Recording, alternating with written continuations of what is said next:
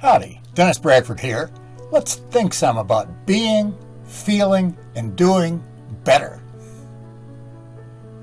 What about positive emotions? Recall that positive emotions have the same fundamental structure as negative emotions. See video number 13. Of course, their core evaluative judgment is positive rather than negative. In other words, not, this is bad for me, but this is good for me.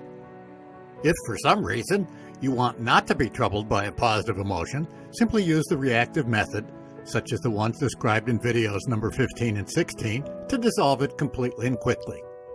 Usually, though, there's no need to do anything. It's pleasant, say, to be surprised that a real estate deal that you proposed but didn't expect to go through was accepted, or to be happy when your child graduated from college with honors. Notice them, enjoy them, and let them go. You may be wondering about the big picture with respect to all emotions. If so, the fundamental insight is that at personal calibrations of 500 and above, emotions lose all or nearly all of their impact. Quote, happiness is at level 500, end quote. From Healing and Recovery by David R. Hawkins, MD, Ph.D.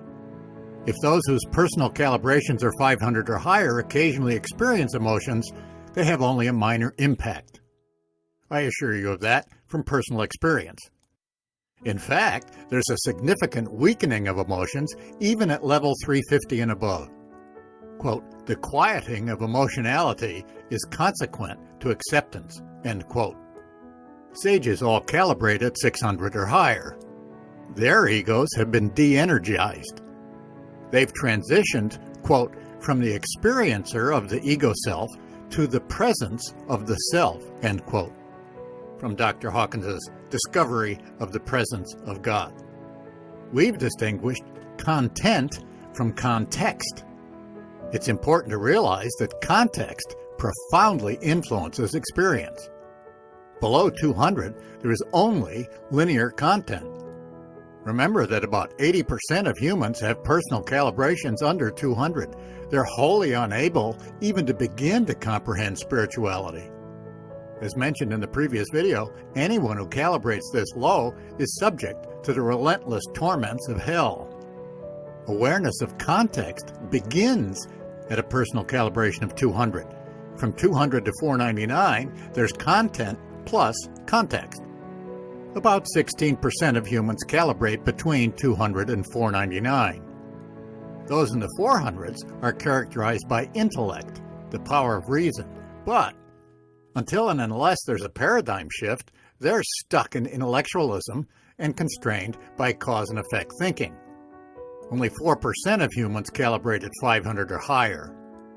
In the 500s, there is context plus content. Sages, about 0.4% of humans, calibrate at 600 or higher where there is context, according to Dr. Hawkins. Note that pride can return at any level and decrease one's personal calibration to below 200 again. This is why it's important to keep looking higher and working to raise your personal calibration. The higher one's personal calibration, the more responsibility one takes. Do you take responsibility just for yourself or for everything that happens in the world?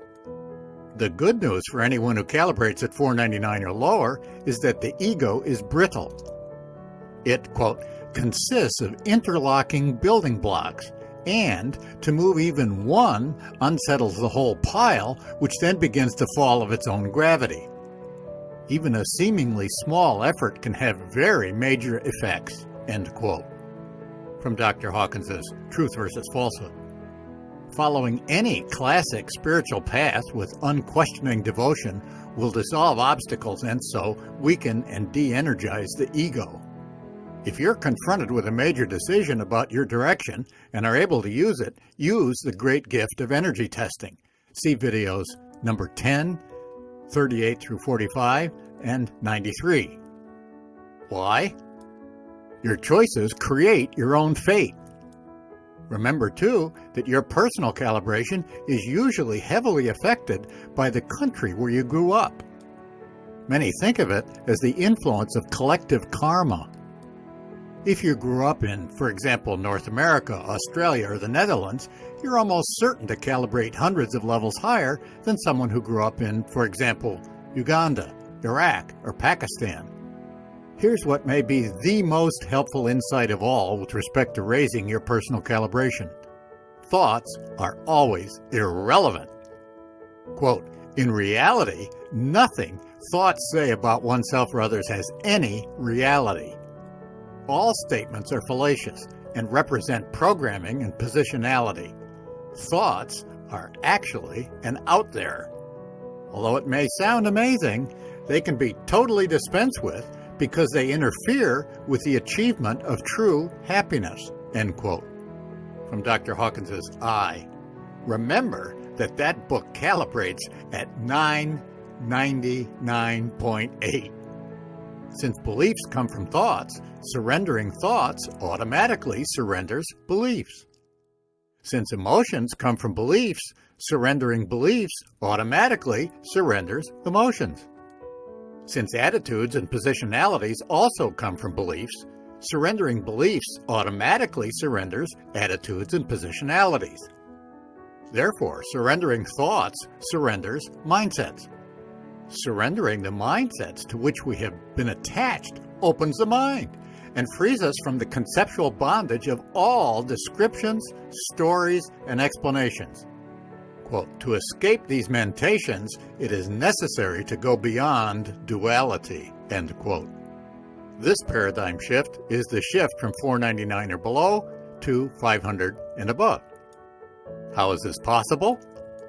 Quote, the evolution of consciousness requires a wide range of opportunities and a playing field that affords almost unlimited options for development, unquote. How fortunate we are, then, that our world is exactly like that. Spiritual progress is a realistic option because we're able to recontextualize the egoic domain of $4.99 and below. If you'd like a visual representation, find the well-known Zen ox-herding drawings and realize that the ox stands for the ego. No ego, no emotions. Let's end emotional distress.